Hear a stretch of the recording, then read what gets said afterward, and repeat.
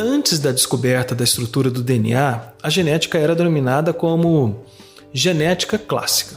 Nesse tempo, os geneticistas, os pesquisadores, trabalhavam analisando resultados de cruzamento entre diferentes linhagens de organismos, como Mendel fazia com suas ervilhas. Nesse tipo de análise, os genes são identificados pelo estudo da herança, das diferenças de características. Por exemplo, ervilhas altas e ervilhas baixas. As diferenças de características são determinadas pelas formas alternativas dos genes. De vez em quando, mais de um gene influencia uma característica e, em alguns resultados, as condições ambientais, como temperatura e alimentação, podem produzir um efeito que não foi esperado. A genética clássica, com o estudo dos genes, também pode ser coordenada com estudos da estrutura e do comportamento dos cromossomos. Diante da análise dos padrões de herança, os geneticistas podem localizar genes em cromossomos específicos.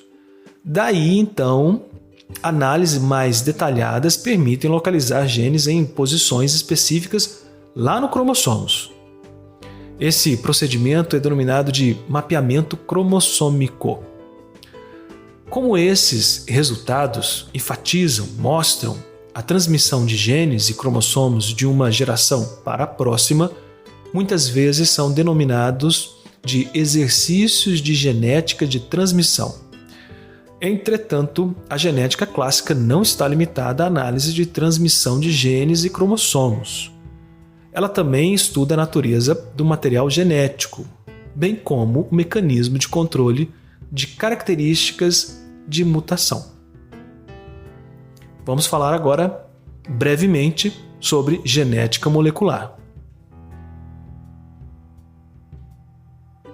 A partir da descoberta da estrutura do DNA, a genética entrou em uma nova era, numa nova fase revolucionária, quase que um iluminismo.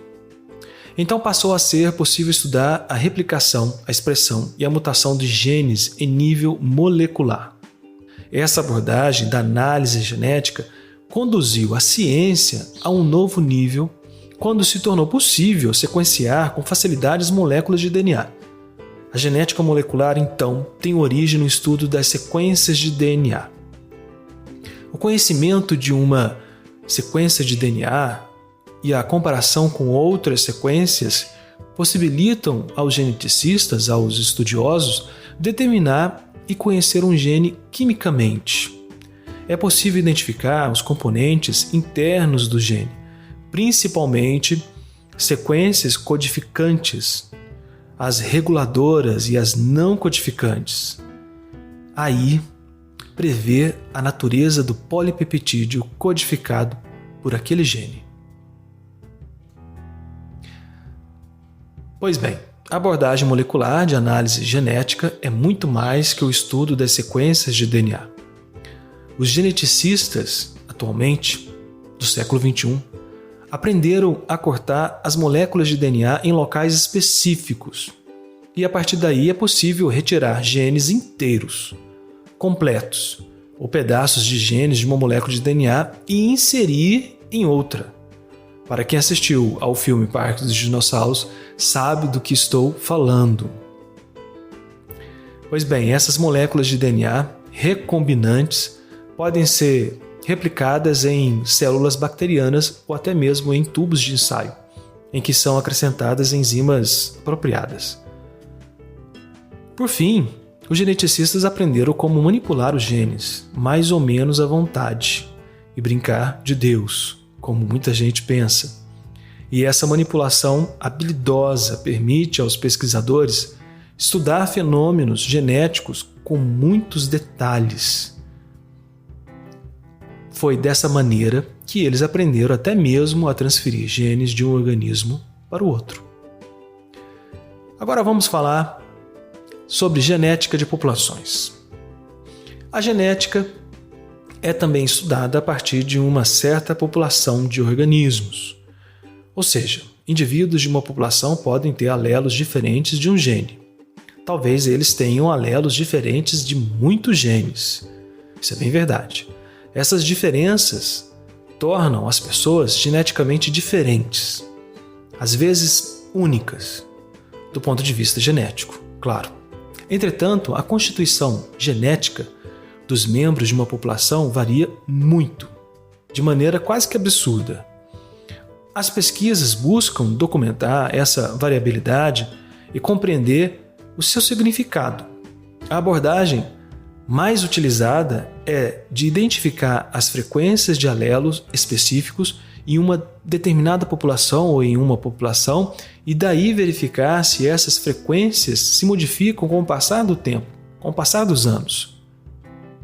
Quando isso é confirmado, quando isso é visto, consideramos que a população está evoluindo, ou seja, o estudo da variabilidade genética em uma população é a base para o estudo da evolução biológica.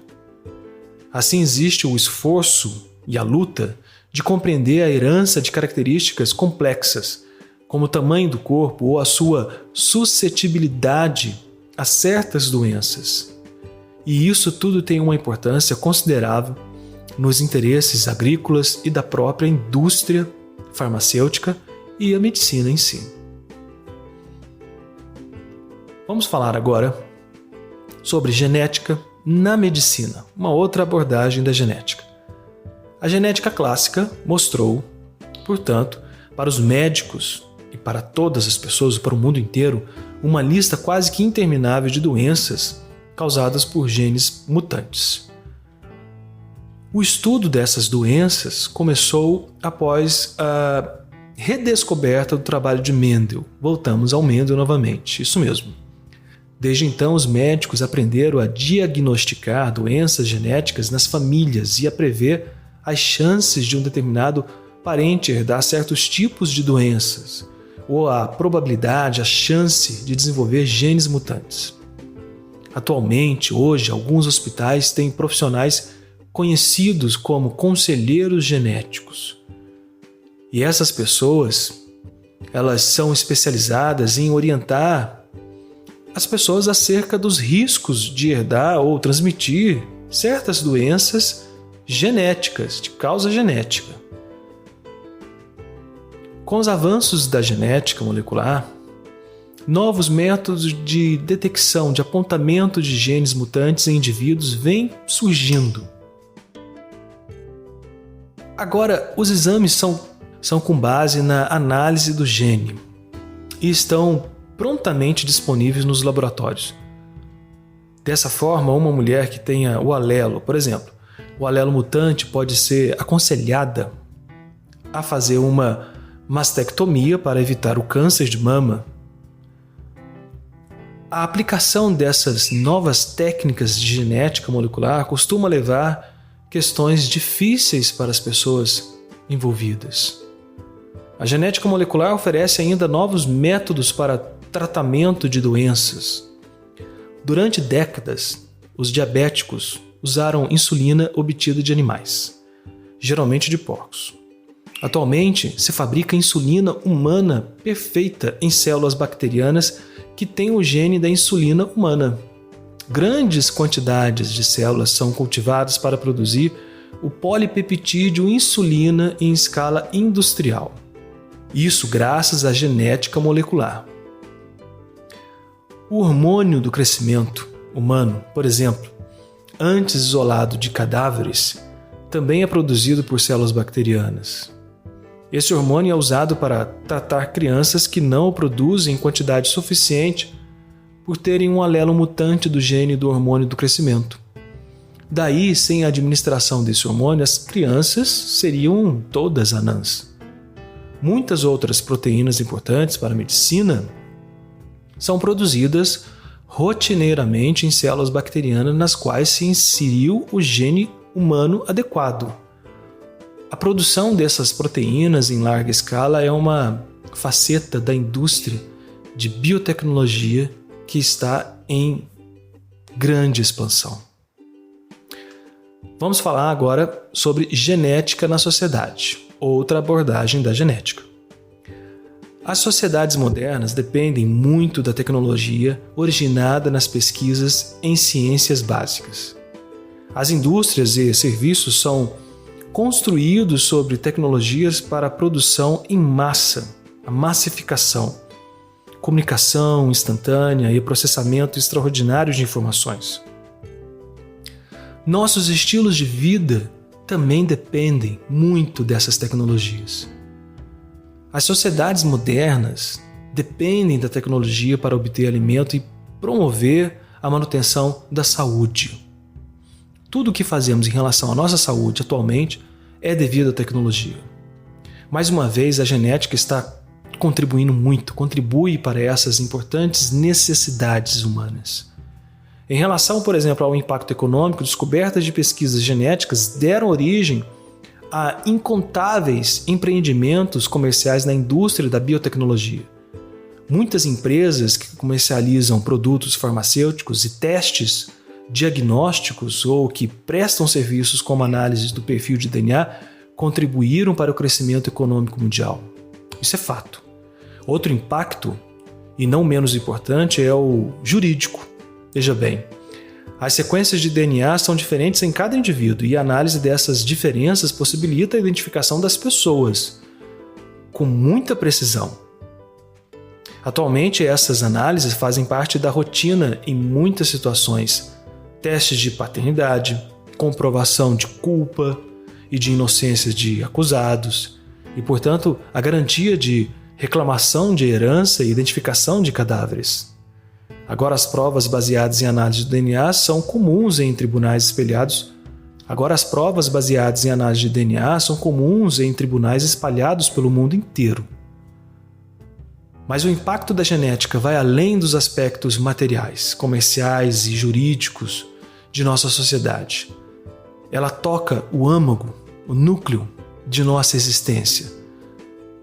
O DNA é uma parte crucial de todos nós, humanos e de qualquer outro animal.